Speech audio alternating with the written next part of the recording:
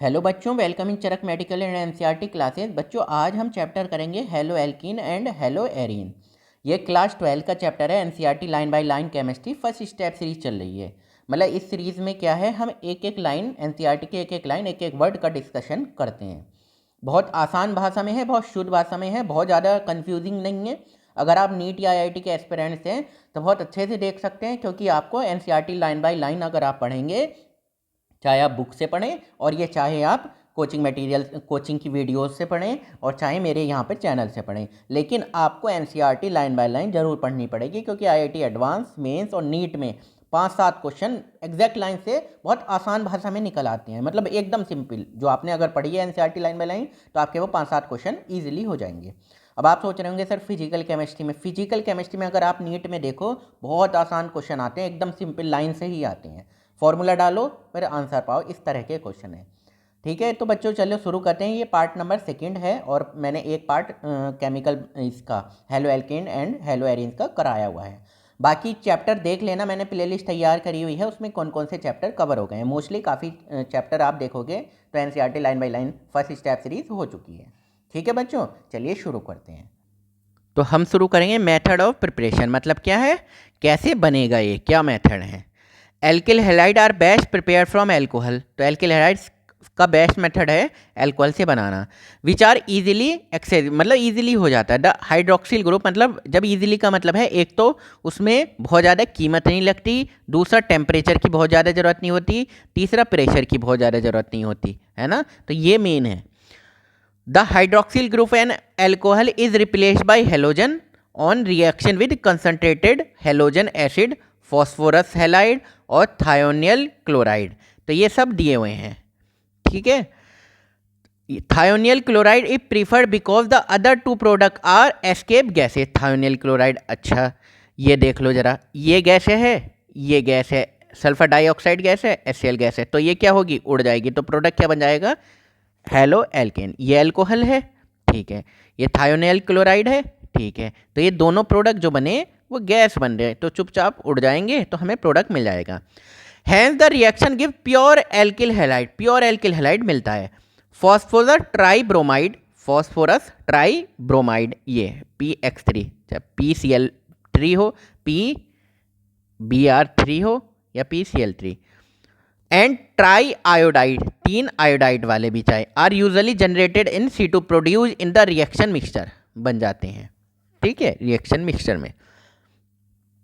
Bye the reaction of red phosphorus, by the reaction of red phosphorus, ठीक है, with bromine and iodine respectively, the preparation of alkyl chloride is carried out either by passing dry halogen chloride.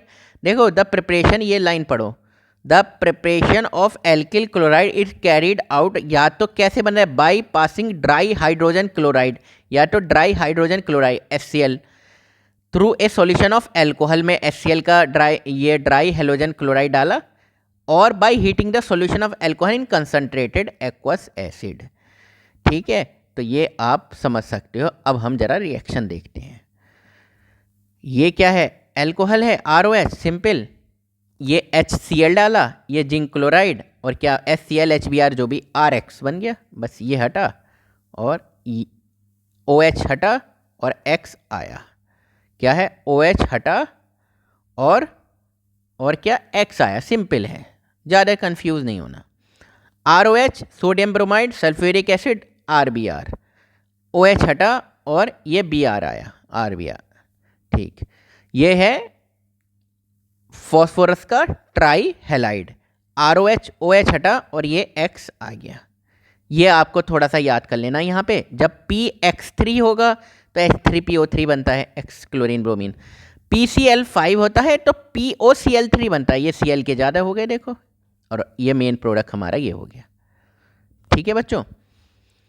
ROH alcohol, ठीक, chlorine bromine iodine कुछ भी दिया हुआ है, bromine और iodine दिया हुआ है, सॉरी यहाँ केवल।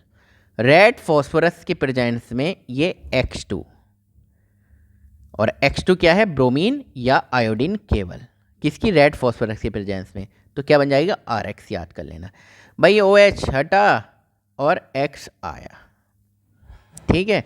अब आपको अभी मैकेनिज्म जब तक सामने नहीं आती नहीं देखनी है कि क्या है, कि न्यूक्लियोफाइल है, ये न्यूक्लियोफाइल हटा और दूसरा न्यूक्लियोफाइल आया, कोई देखना नहीं।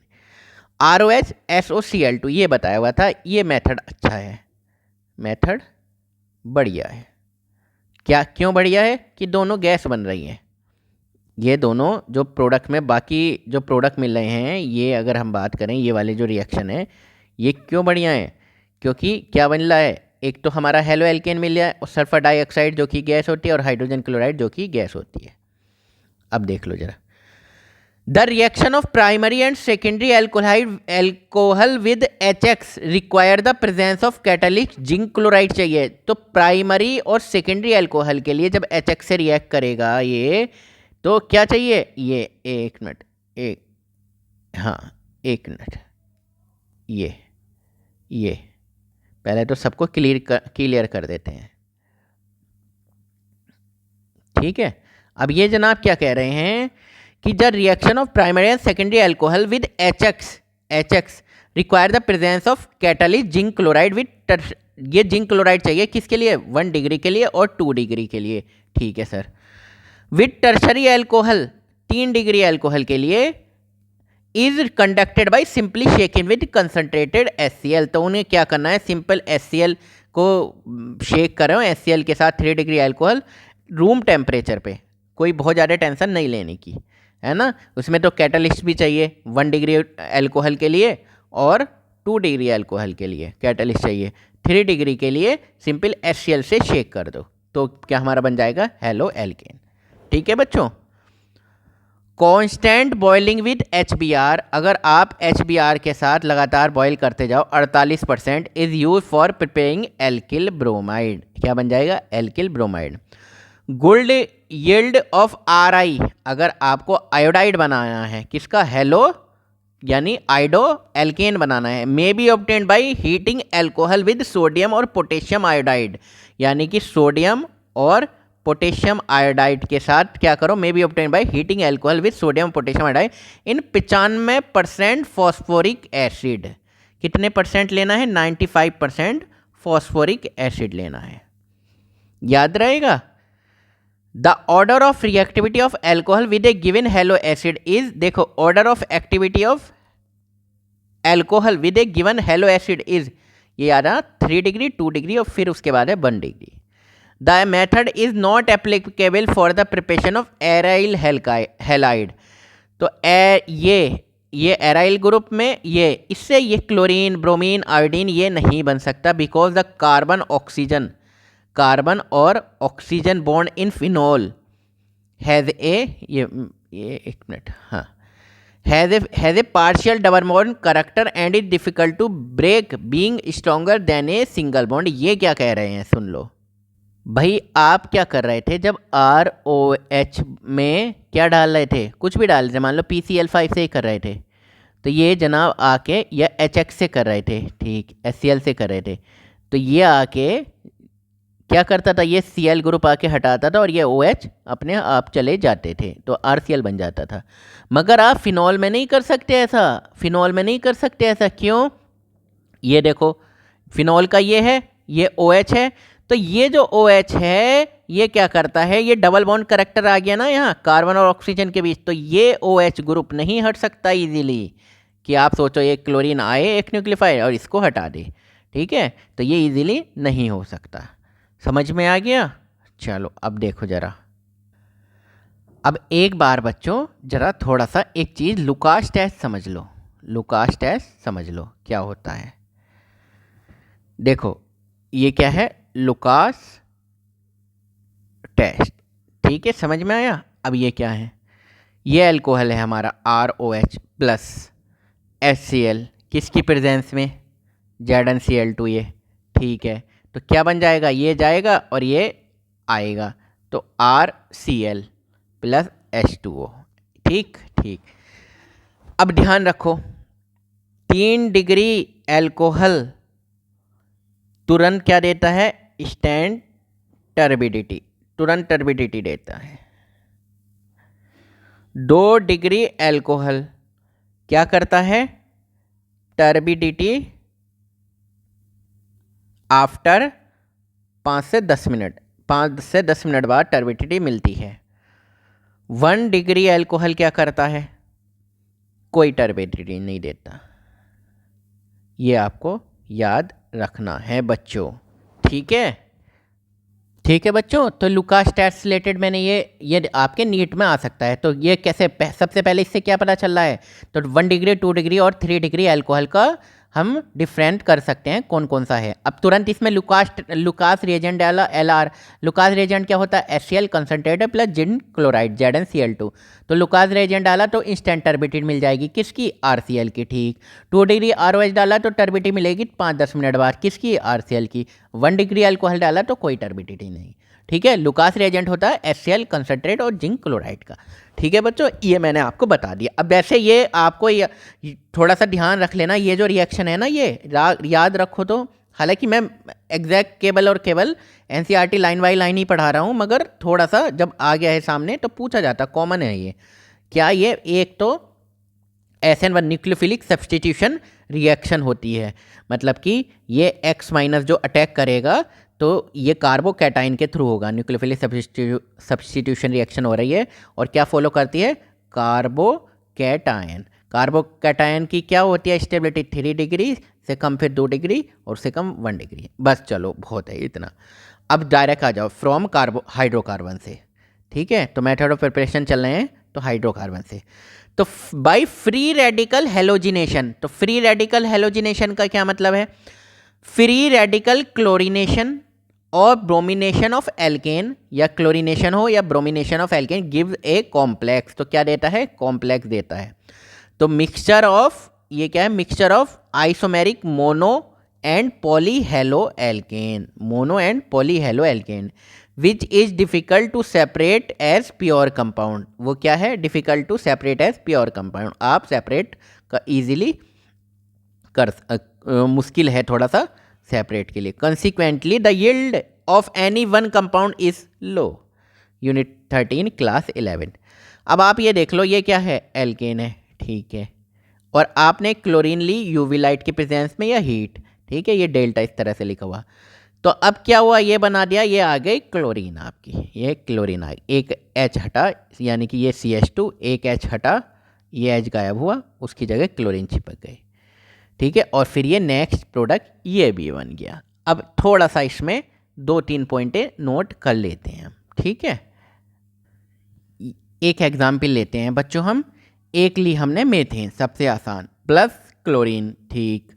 तो ये क्या है? ये लाइट की प्रेजेंस में HNu, ठीक है? UV light. और ये क्या है? क्लोरीन है ही, ठीक? अब एक हाइड्रोजन को ये क्लोरीन हटा देगी तो क्या बन जाएगा? CH3Cl। फिर ये रिएक्शन आगे चली, फिर रिएक्शन हीट की प्रेजेंस में ली। अब क्या बन गया? CH2C, एक और Cl आ गया और एक और ये Cl आ गया। फिर आगे को रिएक्शन चली है ये, तो क्या बन गया? CH, एक Cl, एक Cl और एक Cl, यानी कि CHCl3। फिर रिएक्शन आगे चली HNu, ये क्या बन गया? CCl4। इस तरह से रिएक्शन आगे बढ़ती रहती है, ठीक है बच्चों? चलो अब हम देखेंगे बाय इलेक्ट्रोफिलिक सब्स्टिट्यूशन रिएक्शन। तो इलेक्ट्रोफिलिक सब्स्टिट्यूशन रिएक्शन समझते हैं क्या क्या है। सेकेंड मेथड बी हम देखते हैं। एक मिनट बच्चों, पेन सेलेक्ट कर लेता हूं मैं जरा। हाँ, तो ये हम बी देख रहे हैं, बाय इलेक्ट्रोफिलिक सब्स्टिट्यूशन। तो कौन सब्स्टिट्यूट कर रहा है? Electrophilic, E+। तो एराइल क्लोराइड, ये देखो, एंड ब्रोमाइड। एराइल मतलब कि बेंजीन के बाद क्लोराइड या bromide can be easily prepared. कैसे बन सकता है? Bye electrophile substitution. इलेक्ट्रोफाइल क्या होते हैं? E+। इलेक्ट्रोफाइल ये किस पर अटैक करते हैं? E+ मतलब कि क्या हो गया? इलेक्ट्रोफाइल, यानी कि किसके लवर हैं? इलेक्ट्रॉन लवर, इन्हें निगेटिव चाहिए, है ना? Substitution of arene with chlorine and bromine, with chlorine और bromine respectively in the presence of Lewis acid. Lewis acid के प्रेजेंस में कैटलिस्ट लाइक आयरन या आयरन थर्ड क्लोराइड। तो लुईस एसिड क्या हो गए? जैसे मान लो AlCl3 की प्रेजेंस में, FeCl3 की प्रेजेंस में ये क्या करते हैं? रिएक्ट करते हैं। अब देखो ये बेंजीन रिंग है, ठीक, ये टॉलुइन है मतलब CH3 ग्रुप है, ठीक है। अब आपने क्या रिएक्शन की, ये की X2 यानी कि हेलोजन फ्लोरीन क्लोरीन और bromine with chlorine and bromine. अब ये क्या बनेगा, यहाँ से निकलेगा एक इलेक्ट्रोफाइल। इलेक्ट्रोफाइल कैसे निकलेगा मैं आपको बता देता हूँ, समझा देता हूँ, देख लो ज़रा।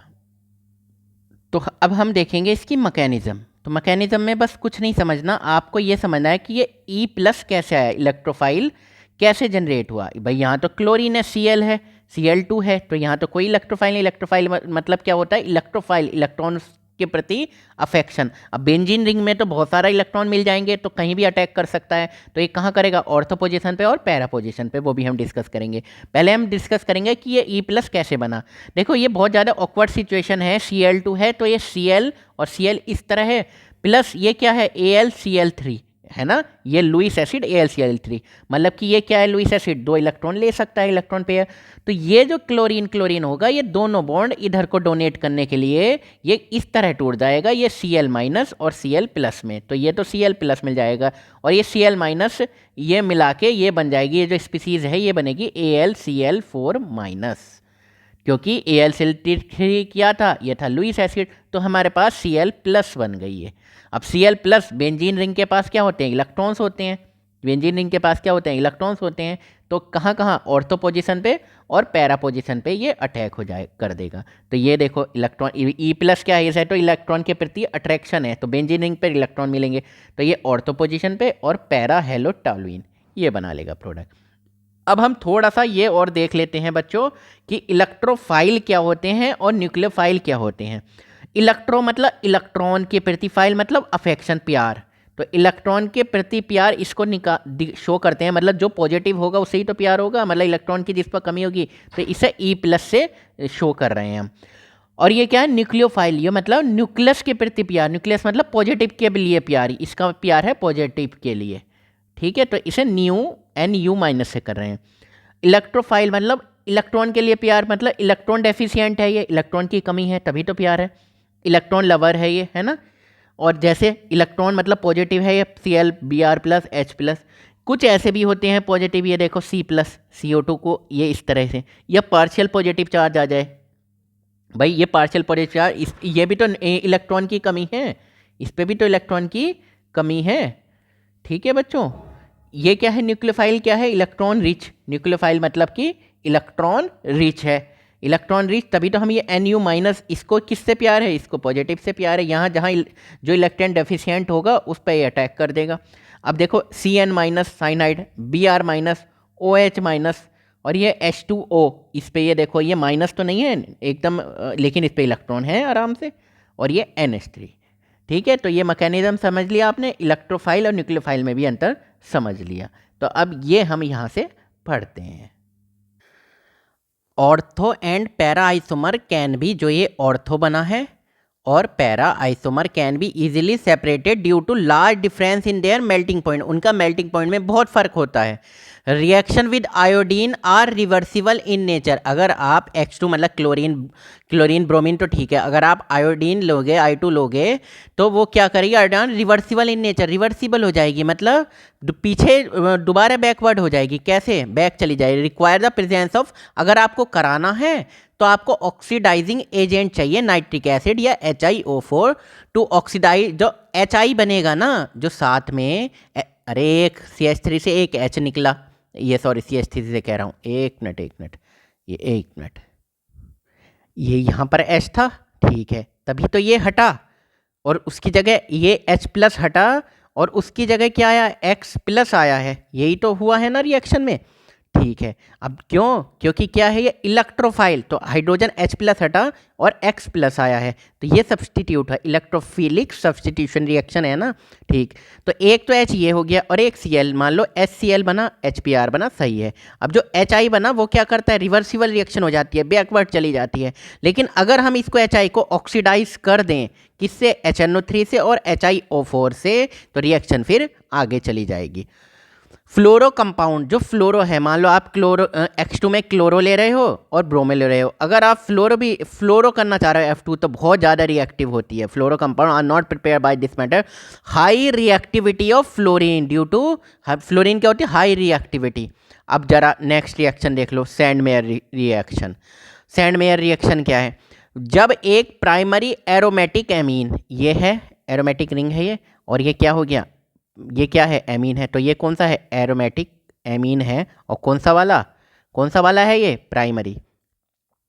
डिजोल्व और suspended in cold aqueous mineral acid, तो cold aqueous mineral acid NaNO2 plus HCl, ये HNO2 बन गया या नहीं बना, HNO2, ठीक। Is treated with sodium nitrite, अब देख लो सोडियम नाइट्राइट से ट्रीट हो रहा है। A diazonium salt is formed, आप एमीन चैप्टर में देखोगे diazonium, benzene diazonium salt बन रहा है, ये हेलाइड है ना, क्लोराइड या ब्रोमाइड, ये जो HX लिया है।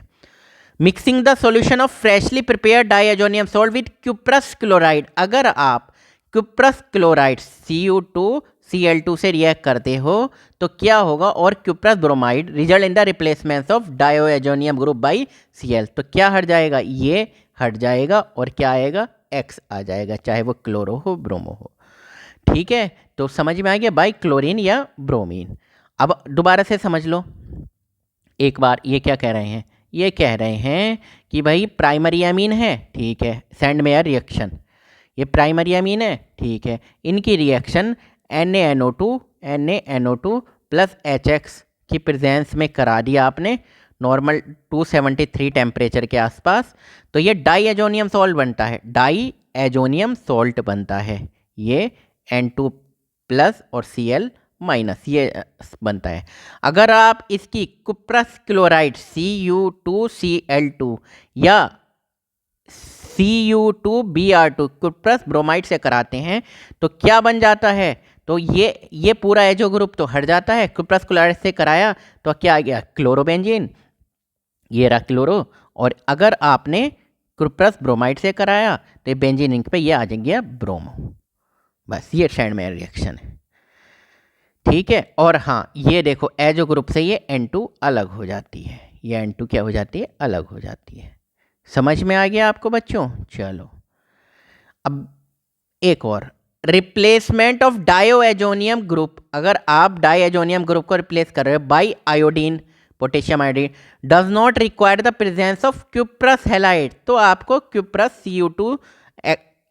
Cu2I2 की जरूरत नहीं है, and is done simply by shaking the diazonium salt with potassium iodide, तो पोटेशियम आयोडाइड से आप क्या कर दो, नॉर्मल शेक कर दो, मतलब कि आपने क्या लिया, ये इसमें बी कर लिया और उसमें क्या लिया, ये डाइएजो ग्रुप लिया है ना, बेंजीन डाइएजोनियम सॉल्ट लिया, ठीक है, और आपने फिर डाल दिया पोटेशियम आयोडाइड और उसको क्या कर दिया, शेक कर दिया, हिला दिया, तो थोड़ी देर बाद आप क्या देखोगे, हमें क्या मिल गया, एल्काइल, वो एराइल कौन सा बन गया, आयोडाइड, यही तो है, एराइल आयोडाइड हो गया। ठीक है, अब यहाँ पर क्या, एराइल हैलाइड तो बन ही रहा था भाई, एराइल क्लोराइड बन रहा था, ब्रोमाइड बन रहा था, वो किसकी प्रेजेंस में बना था, Cu2Cl2 Cu2Br2, यहाँ पे एराइल आयोडाइड बिल्कुल पोटेशियम आयोडाइड की प्रेजेंस में आराम से बन सकता है। चलो अब देख लो जरा, बहुत सिंपल रिएक्शन है फिर, फ्रॉम एल्कीन, तो एल्कीन क्या होता है, डबल बॉन्ड, कार्बन कार्बन में डबल बॉन्ड, ठीक, ये एल्कीन, तो फ्रॉम एल्कीन ये बोल रहे हैं एडिशन ऑफ हाइड्रोजन हैलाइड यानी कि मान लो HX HCl, तो इन्होंने HCl लिया, तो एक पर देखो ये बॉन्ड टूटा, एक पे H चिपका दो और एक पे Cl चिपका दो, या Cl की जगह अगर HBr लिया है तो एक पे H चिपका दो, एक पे Br चिपका दो, तो ये देखो ये ऐड हो गया। An alkene is converted to corresponding alkyl halide में बन जाता है by reaction with hydrogen chloride या हाइड्रोजन ब्रोमाइड या हाइड्रोजन आयोडाइड, चाहे आप यहाँ पर HCl लो, HBr लो या फिर HI लो, तो ये चिपक जाता है। प्रोपीन यील्ड 2 प्रोडक्ट, प्रोपीन ऐसे में 2 प्रोडक्ट देता है, however only one predominate as Markovnikov rule, तो मार्कोनिकॉफ रूल क्या बोल रहे हैं ये देखो, ये तो सिमेट्रिकल एल्कीन थे ना, ये तो सिमेट्रिक, भाई यहाँ पे भी ये ग्रुप है, यहाँ इस साइड में भी सेम, सब सेम है दोनों साइड में, अगर आप तोड़ो ये दोनों साइड में सेम है, ठीक। अब देखो, अब ये है अनसिमेट्रिकल, ये डबल बॉन्ड है, इसके इधर तो 2 कार्बन है, यहाँ पर 1 कार्बन है। तो आप ये कह रहे थे सर कि एक तरफ हाइड्रोजन चिपकाओ, एक तरफ आयोडीन चिपकाओ, या Cl ब्रोमो मतलब X चिपकाओ। तो अब कहाँ पर H हाइड्रोजन चिपकाएं और कहाँ पर X चिपकाएं, ये फॉलो करेगा मार्कोनिकॉफ रूल। तो मार्कोनिकॉफ रूल क्या बोल रहे हैं, मार्कोनिकॉफ रूल वो ही बोल रहे हैं कि जहाँ पर हाइड्रोजन ज़्यादा है, हाइड्रोजन जहाँ पर ज़्यादा है वहाँ पर HCl या HBr का हाइड्रोजन ऐड होगा। ये देखो, अनसिमेट्रिकल फॉलो मार्कोनी रूफ, जहाँ ऐड हाइड्रोजन कहाँ पर, जहाँ ऑलरेडी H ज़्यादा है। तो एक बार बताओ, यहाँ पर हाइड्रोजन यहाँ पर हाइड्रोजन 1 है, ये कितने हो गए, 2 हो गए। तो जो HCl का हाइड्रोजन है वो यहाँ चिपकेगा, ये देखो ये देखो, ये प्रोडक्ट बन गया CH3, है ना, समझ में आया बच्चों। और आयोडीन यहाँ पर चिपकेगा, ये आयोडीन को इन्होंने यहाँ पे चिपका रखा है, समझ में आया। ये कैसे बना रखा है, देखो यहाँ पर देख लो, CH3 CH double bond CH2 plus HI, ये कैसे, तो ये जो हाइड्रोजन है मार्कोनिकॉफ के, ये हाइड्रोजन है, ये जहाँ हाइड्रोजन ज़्यादा है वहाँ चिपकेगा, ठीक है सर। और ये आयोडीन है, ये कहाँ चिपकेगा, जहाँ हाइड्रोजन कम है, ठीक, मतलब है ना, CH3 CH, ये आ गया I, और ये CH3, ये बन गया, ये प्रोडक्ट बन गया, ये बन गया मेजर। हालांकि ये भी बनेगा, इसका उल्टा भी बनेगा, लेकिन मेजर तो ये बनेगा ना, मेजर प्रोडक्ट ही एग्जाम में पूछा जाता है। अब ये देख लो जरा थोड़ा सा कि मार्कोनिकॉफ रूल कर तो रहे हो, तो ये फॉलो करता है कार्बोकैटायन, एडवांस लेवल पर कार्बोकैटायन के मैकेनिज्म से करना पड़ेगा हमें।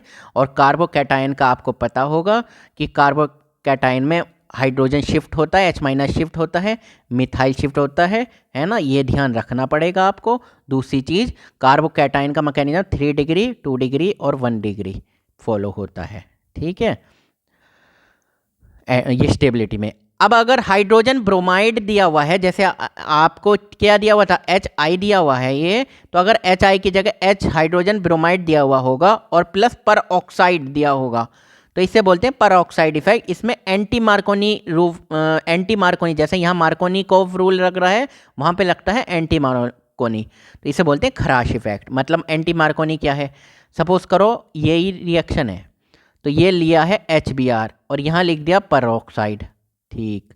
अब देखो, हाइड्रोजन यहाँ पर जा रहा था, तो हाइड्रोजन इस जो ज़्यादा वाले पे नहीं जाएगा, आपके हाइड्रोजन जाएगा कम वाले पे, तो यहाँ पे जाएगा हाइड्रोजन, ये CH2, और यहाँ पर जुड़ जाएगा CH2 के साथ Br, तो ये प्रोडक्ट बनेगा हमारा।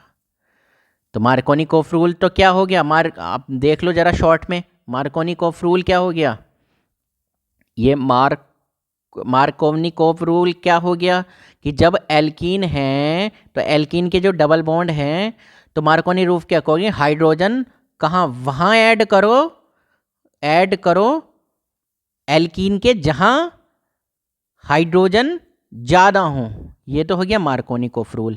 सेकंड, तो एल्कीन के में डबल बॉन्ड है जैसे ये, तो हाइड्रोजन वहाँ ऐड करो, ये एंटी मार, तो हाइड्रोजन वहाँ ऐड करो जहाँ हाइड्रोजन कम हो। अब आप मुझे एक चीज़ बताओ जरा बच्चों कि एंटी मार्कोनिकॉफ रूल के लिए क्या कंडीशन है, HBr और ये परऑक्साइड होना चाहिए। इसको खराश इफेक्ट भी बोलते हैं, एंटी मार परऑक्साइड खराश इफेक्ट भी बोलते हैं।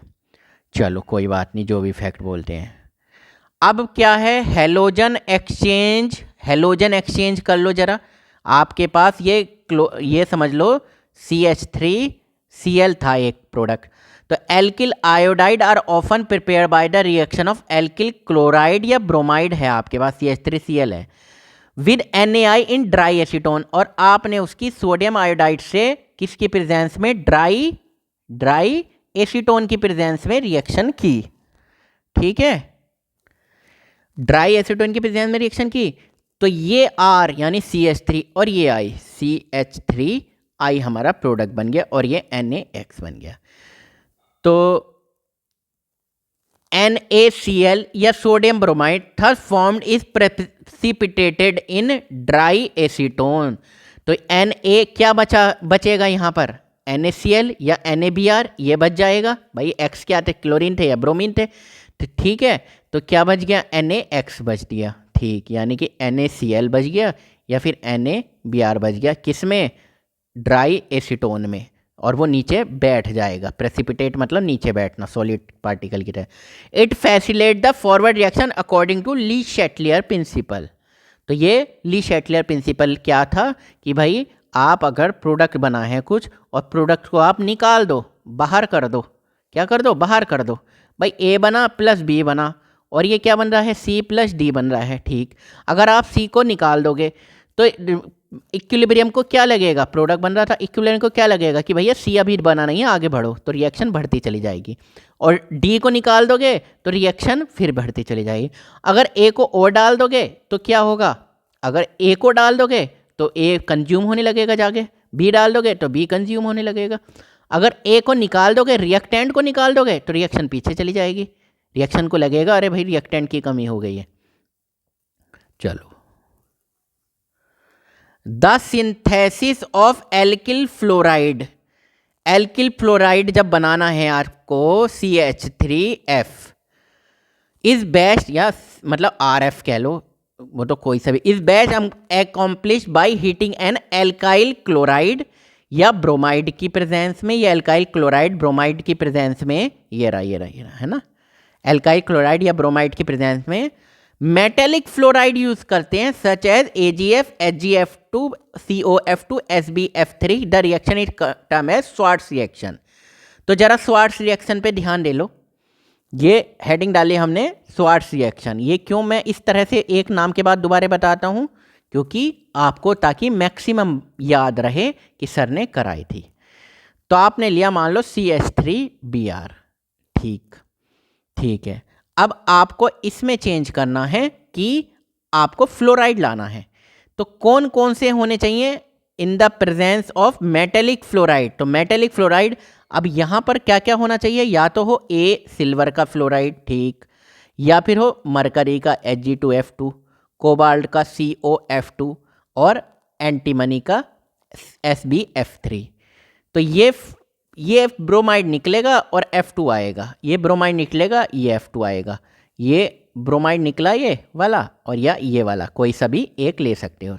तो CH3F, इसको क्या कहते हैं, स्वार्ट्स रिएक्शन, स्वार्ट्स रिएक्शन। तो ध्यान रहेगा स्वार्ट्स रिएक्शन क्या है, जब आपको ये किसके काम आती है, ये आती है एल्काइल फ्लोराइड बनाने के काम। और ये कैसे होती है, जब आपके लिए एल्किल क्लोराइड दिया है या एल्काइल ब्रोमाइड दिया है, उसको मेटेलिक फ्लोराइड की प्रेजेंस में करने पर एल्काइल का फ्लोराइड बन जाता है, बस ये है रिएक्शन और कुछ नहीं है। चलो बच्चों, हाँ, फिजिकल प्रॉपर्टी, अब जरा हम फिजिकल प्रॉपर्टी देखते हैं। तो फिजिकल प्रॉपर्टी क्या क्या है, चलो कोई बात नहीं। Alkyl halide are colourless when pure, तो ध्यान रहेंगे आपको CH3Cl, CH3Br ये, और या C2H5Cl, C2H5Br क्या है, कलरलेस हैं। हाउएवर ब्रोमाइड एंड, ये ब्रोमाइड हटा दो, however bromide and iodide develop colour when expose to light. जब आप कोई भी ब्रोमाइड लो, CH3Br, C2H5Br, ठीक है, जब इनको सनलाइट में रखोगे ना, लाइट में रखोगे, तो ये क्या करते हैं, कलर डेवलप करते हैं। ये चीज़ें कभी कभी लाइन बाई लाइन में आ जाती हैं, कलर डेवलप करते हैं। मैंने वोलेटाइल हेलोजन कंपाउंड है स्वीट स्मॉल, बहुत सारे वोलेटाइल हेलोजन कंपाउंड कैसे हैं, स्वीट हैं, स्वीट स्मॉल हैं। अब जरा मेल्टिंग एंड बॉइलिंग पॉइंट देख लो। तो मेल्टिंग एंड बॉइलिंग पॉइंट, जरा बॉइलिंग पॉइंट एक बार नज़र मार लो, मैंने थोड़ा सा सेपरेट करके लिखी है भाई। जितना ज़्यादा साइज होगा, जैसे मान लो एक 3 कार्बन की चेन है, एक 3 कार्बन की चेन है, एक 6 की है, 6 कार्बन है, एक 10 कार्बन है, एक 12 कार्बन है, तो बॉइलिंग पॉइंट किसका ज़्यादा होगा, जो कार्बन जो साइज में बड़ा होगा। जितना सरफेस एरिया ज़्यादा होगा, भाई सरफेस एरिया का कैसे होता है, ये चलता रहेगा। और जितनी कम ब्रांचिंग होगी उतना ही बॉइलिंग पॉइंट कम होगा। अब आपको ने इन 3 कार्बन को हटा के इस तरह लिख दिया, ये कार्बन एक और इस तरह से, तो ये क्या हो गया, तो ब्रांच हो गई हैं, तो सरफेस एरिया कम हो गया, वही वाली बात है। तो बॉइलिंग पॉइंट क्या डायरेक्टली प्रोपोर्शनल होता है सरफेस एरिया के, और बॉइलिंग पॉइंट इन्वर्सली प्रोपोर्शनल होता है ब्रांच के। जितनी ज़्यादा ब्रांच होंगी तो बॉइलिंग पॉइंट घट जाएगा। ठीक है, अब ज़रा थोड़ा सा हम पढ़ लेते हैं इसके बारे में क्या दी हुई है, और उसके बाद केमिकल रिएक्शन शुरू हो जाएंगे। हाँ, ear melting point and boiling point.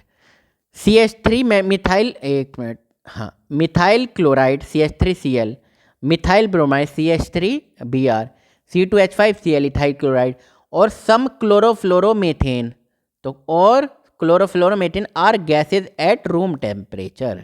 तो आपको ध्यान रखना है CH3 चाहे वो Cl हो चाहे Br हो, और C2H5 ethyl chloride C2H5Cl and some chlorofluoromethane क्या है, वो गैस है नॉर्मल टेम्परेचर पर।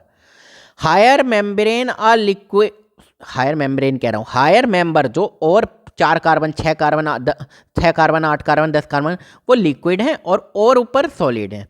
वी हैव ऑलरेडी पढ़ चुके हैं हम hydrocarbon chapter. Molecule of organic halogen compound are generally, halogen compound क्या होते हैं, पोलर होते हैं। भाई ये तो आपको वैसे भी पता है, CH3 ये Cl हो गया, चाहे CH3 फ्लोरीन हो गया, इनकी इलेक्ट्रोनिगेटिविटी क्या होती है, ज़्यादा होती है, ज़्यादा होती तो निगेटिव, और ये पॉजिटिव चार्ज शो करते हैं। Due to greater polarity as well as higher molecule mass, ज़्यादा मास भी होता है, are compare to the parent hydrocarbon. ठीक है, तो जो इनका नॉर्मल पेरेंट हाइड्रोकार्बन है, मान लो CH3 3 कार्बन की 4 कार्बन की, उसके मुकाबले इनका जब फ्लोरीन क्लोरीन ब्रोमीन आ जाएगा तो ज़्यादा हो जाएगा। The intermolecular forces of attraction dipole dipole and van der Waals are stronger in halogen derivative. तो क्या होता है, अगर नॉर्मल की बात करें, ये हाइड्रोकार्बन जो दिए हुए हैं उनके मुकाबले जब ये फ्लोरीन क्लोरीन ब्रोमीन आ जाते हैं तो भाई डाइपोल डाइपोल जनरेट हो जाता है। ठीक है, इंटरेक्शन। भाई ये भी तो एक बार बताओ, तुम इसे समझो, ये पॉजिटिव चार्ज है, ये नेगेटिव चार्ज है, ऐसे ही दूसरा मॉलिक्यूल है, ये पॉजिटिव चार्ज है और ये नेगेटिव, ये पॉजिटिव और ये नेगेटिव, तो इनमें भी तो अट्रैक्शन हो गया, तो ये ज़्यादा। That is why the boiling point of chloride bromide and iodide are considerably higher than those of hydrocarbon of comparable molecular mass. तो लगभग उनके जैसे मोलिकुलर मास के कंपेयर में बात करें हाइड्रोकार्बन का, उनके जितने ही मास के बारे में बात करें तो उससे भी ज़्यादा होता है जब एल्काइल, ये क्लोराइड ब्रोमाइड और आयोडाइड आ जाते हैं। क्यों? क्योंकि ये पोलरिटी भी जनरेट कर रहे हैं, डाइपोल डाइपोल इंटरेक्शन हो रहा है, वांडरवाल्स भी फोर्स ज़्यादा लग रहे हैं, तो ओवरऑल बॉइलिंग लेट होती है, यानी बॉइलिंग पॉइंट ज़्यादा होता है। The attraction get stronger as the molecule get bigger in size. तो जितना बड़ा साइज में होगा तो उतना ही अट्रैक्शन ज़्यादा होगा। एंड हैव मोर इलेक्ट्रॉन्स, जितने ज़्यादा electron. The pattern of variation of boiling point of different halide is डेपिक्टेड in figure 10.1 में दी हुई है। For the same alkyl group, अगर सेम एल्काइल ग्रुप की बात करें, the boiling point of alkyl halide decreases in order. RI का सबसे ज़्यादा, RBr का, RCl का, RF का। भाई देखो, आयोडीन का मोलिकुलर मास भी तो, एटॉमिक मास भी तो कम होता है, आयोडीन का सबसे ज़्यादा होता है, ब्रोमीन का उससे कम, क्लोरीन का उससे कम, और फ्लोरीन का उससे कम होता है। This is because the increase in the size भी बढ़ता रहता है। भाई फ्लोरीन का छोटा, क्लोरीन का बड़ा, ब्रोमीन का बड़ा, आयोडीन का और बड़ा, तो ये बड़ा, ये और ये छोटा, और ये छोटा, और ये उससे भी छोटा, तो इसका मास तो ज़्यादा होगा ही obviously. This is because the increase in size, जब साइज बढ़ेगा mass of halogen atom, the magnitude of van der Waal force, तो फिर मास भी बढ़ रहा है, वैंडरवाल फोर्स भी बढ़ रहे हैं। तो ये क्लोराइड, रेड वाला क्लोराइड दिया हुआ है, और ब्रोमाइड दिया हुआ है ब्लू वाला, और ये आयोडाइड दिया हुआ है येलो का। तो ये कंपेयर कर सकते हैं आप बॉइलिंग पॉइंट में, देखो कितना, ये 200 से थोड़ा ज़्यादा है और ये कम, और ये वाला येलो वाला जो आयोडाइड है, ये पर्टिकुलर कंपाउंड का दिया हुआ है, ये इससे ज़्यादा निकल रहा है। ये दिया हुआ है CH3Cl के लिए, Br के लिए, ये क्या हो गया, ये रेड वाला क्या हो गया, CH3Cl, ये ब्लू का हो गया CH3Br, येलो वाला क्या हो गया, CH3I।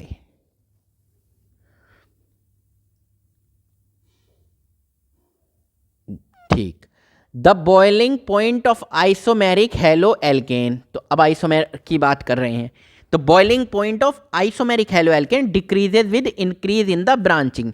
तो मैंने बताया ही कि अब देखो ये एक सरफेस एरिया इसका सबसे ज़्यादा है, ये ब्रांच हो गए, ये ब्रांच हो गई, तो और ये और ब्रांच हो गई ज़्यादा, तो अब इसका बॉइलिंग पॉइंट सबसे इसका सबसे ज़्यादा है, ये और कम, ये देखो और ब्रांच हो गई। क्यों? क्योंकि मैंने सबसे पहले ही क्या बताया था, बॉइलिंग पॉइंट डायरेक्टली प्रोपोर्शनल होता है सरफेस एरिया के, और बॉइलिंग पॉइंट इन्वर्सली प्रोपोर्शनल होता है ब्रांच के। जितनी ज़्यादा ब्रांच होंगी तो बॉइलिंग पॉइंट उतना ही कम होगा।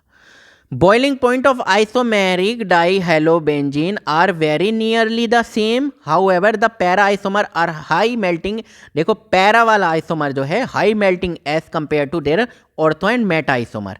तो पहला पैरा वाला अगर हम उसकी बात करें हेलोजन बेंजीन रिंग में, तो पैरा पोजीशन पे अगर लगा है तो क्या होगा, पैरा पोजीशन पे लगा है तो वो ज़्यादा मेल्टिंग पॉइंट है। It is due to symmetry of para isomer that fits in the crystal lattice better as compare to ortho and Meta.